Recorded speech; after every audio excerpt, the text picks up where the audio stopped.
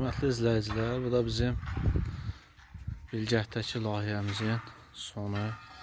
Tekstura belə olur. Qəşəng, səliqəli, ideal, gözəlliyə bax. Baxın, baxa bilərsiniz. Bizim çəkmişdiyimiz alıram. Son halı, yekunlaşıb iş, maşallah olsun. Bu da zaborun son halı.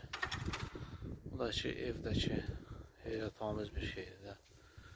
Evdən heç arada yoxdur.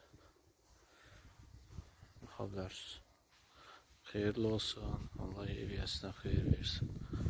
Bu da bizim teksturanın, baxa bilərsiniz, gözəlliyi bax. İdeal vəziyyətdə. Gözəl, ideal, əla, super. Xeyirli olsun.